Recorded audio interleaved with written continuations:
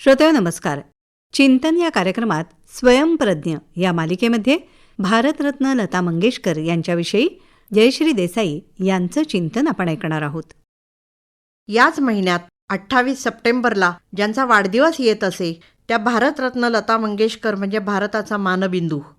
वडील लवकर गेल्यानंतर स्वतः धडपड करत, स्वतःच्या मनाने साधना करत त्यांनी जे स्थान निर्माण केलं आहे ते इतकं वर आहे की त्याच्या जवळपास पोहोचणं पण कोणाला शक्य होत नाही.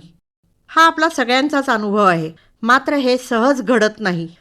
त्यासाठी ध्यास लागतो, समर्पण लागतं आणि म्हणूनच त्यांच्याकडून शिकण्यासारखं आपल्यासाठी खूप असतं.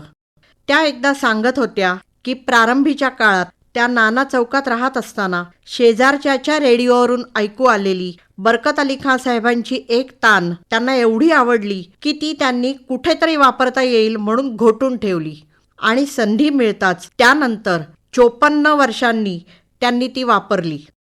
शेजारच्या घरातून ऐकू आलेली एखादी तान आज संगीत शिकत असलेला मुलगा किंवा मुलगी लक्षात तरी ठेवेल का? नंतर कधीतरी 5-6 दशकांनी ती वापरण्याचं त्याला सुचेल का? दुर्दैवाने याचं उत्तर नाही असं आहे.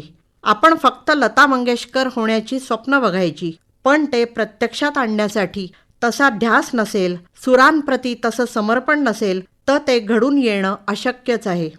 त्यांची कमाल ही आहे की त्या फक्त स्वरसम्राज्ञी नव्हत्या, त्या उत्तम चित्रकार होत्या, स्वतःचा ब्रँड आणण्या इतक्या तरबेज ज्वेलरी डिझायनर होत्या, अत्तरांचं त्यांना अफलातून ज्ञान होतं, त्या साड्या डिझायनिंग करायच्या, त्या कथ्थक नृत्य शिकलेल्या होत्या, उत्तम गिटार वाजवायच्या आणि सर्वात महत्त्वाचं म्हणजे त्या उत्तम फोटोग्राफर होत्या. आणि हे सगळं त्यांनी याला त्याला विचारून स्वतः धडपड करत असं साध्य केलेलं आहे. पूर्वी जी पिक्चर पोस्टकार्ड्स यायची ती बघून तसं काढत काढत त्या चित्रकार बनल्या. चित्रकार असल्यानेच कदाचित त्यांना रंगसंगतीचं अफलातून ज्ञान होतं, त्यामुळे त्या साड्या आणि ज्वेलरी डिझायनिंग करू शकायच्या. मात्र त्यांचं हे यश केवळ व्यक्तिगत स्तरापुरतं मर्यादित नव्हतं. त्यांचा परीघ एकूणच फार मोठा होता.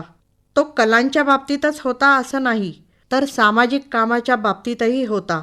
आणि त्यामुळेच ज्वेलरी डिझाईन असो वा संगीतातून मिळालेले पैसे असो, त्यांनी सैनिकांपासून ते भूकंपग्रस्त, पूरग्रस्त, दुष्काळग्रस्त, गरीब निर्धन कलाकार, उपेक्षित जीवन जगणारे वृद्ध कलाकार या सगळ्यांसाठीच खूप काही केलं.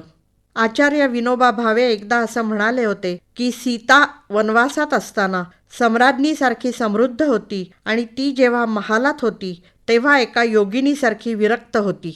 भारतीय स्त्री अशी असावी. लतादीदींकडे बघून मला नेहमी हेच वाक्य आठवायचं. त्या तशाच होत्या. वडील गेल्यानंतर त्यांची दुरवस्था असतानाही त्या सम्राज्ञीसारख्या ताठ होत्या.